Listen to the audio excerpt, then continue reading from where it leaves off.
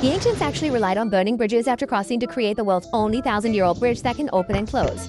However, before the bridge was built, people could only cross the river by taking small boats. But the river was too wide and the current was too swift, making boat travel not only slow but also very unsafe. So, the clever you gathered dozens of small boats, lined them up side by side between the banks, and secured them firmly with ropes, thus creating a floating bridge. But the river's strong currents often broke the floating bridge apart. To address this, he built a massive stone pier about 17 meters long and wide in the middle of the river to shorten the span of the floating bridge, making it more stable. Unexpectedly, during a rainy season, the river water surged and the floating bridge could not withstand the impact of the flood, causing passage between the two banks to be interrupted again. At this point, you thought, since the floating bridge is not stable enough, why not directly drive a row of stone piers into the river and then lay sturdy bluestone slabs on top so people can pass smoothly? But what you didn't expect was that the long-term erosion by water washed away the mud and sand around the stone piers, causing them to tilt or even collapse. So, in order to create more stable bridge piers, you first laid a layer of flat and solid granite along the direction of the water flow on the riverbed as a foundation stone. This not only reinforced the riverbed, but also prevented the loss of sediment. Then, you stacked the chiseled stone strips in a staggered manner on the foundation stone, completing the construction of the bridge piers.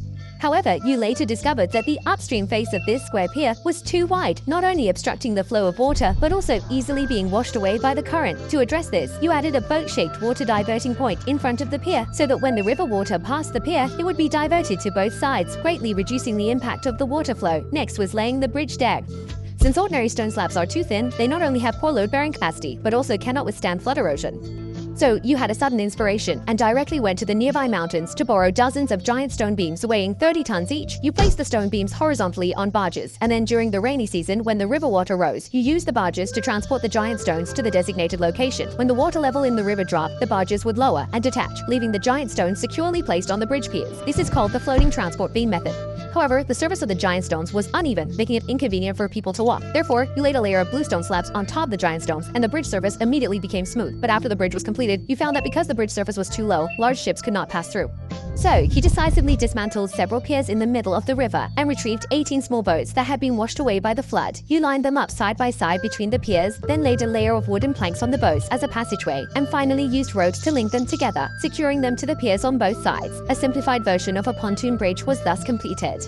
When a boat needs to pass at night, the ropes can be disconnected to allow the boats to create a passage. During the day, when pedestrians need to cross, the boats are returned to their original position, ensuring passage between the two banks without disrupting river navigation.